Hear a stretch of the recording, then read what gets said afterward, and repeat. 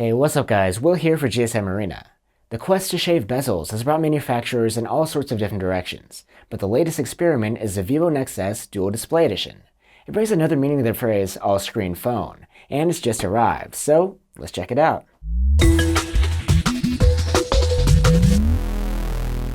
So let's see what's in this big box. Under the cover we immediately see the phone. Looks nice. Everything else is inside of this sliding part. We have a SIM key and some reading material. And beneath that is a USB-C cable. There's also a rubber bumper case included in here. It only covers the edges of the phone. We also have a pair of Vivo earbuds in the box. They're 3.5mm, as there is thankfully a headphone jack.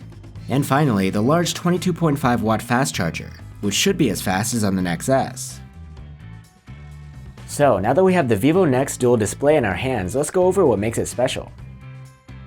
The Nex Dual Display comes with top-of-the-shelf hardware, a large 3500 mAh battery with fast charging, and Android 9 Pie. But as its name suggests, the main attraction here is its two-screen form factor.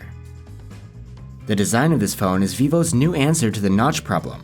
Instead of a screen cutout or a pop-up module for a selfie cam, just use the rear camera for all of your photos. As a result, the front panel is a truly bezel-less, notchless 6.4-inch AMOLED. There's an AMOLED display on the back too, quite similar but a bit smaller at 5.5 inches.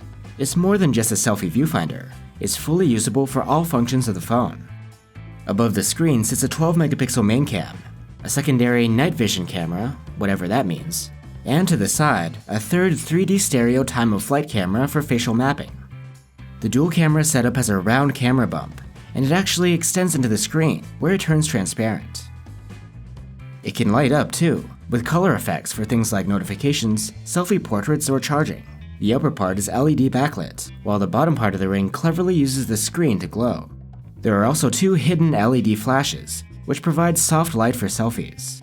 Here are a couple of selfies for you to check out. Selfies should benefit from being taken through the main camera, which has OIS and dual pixel phase detection autofocus. We'll have more on the overall camera quality in our full review.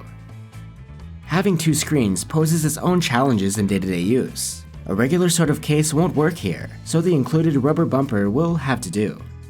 Each screen has its own power button, as well as its own unlock method. When you're on the front, you'll be using the under-display fingerprint reader. But meanwhile, at the back you need to use Face Unlock. It can be a little confusing at first. I'll let you know how it goes after using the phone for a while.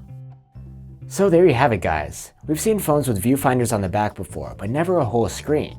Does this seem like the right direction for manufacturers to go? Or more like just a gimmick?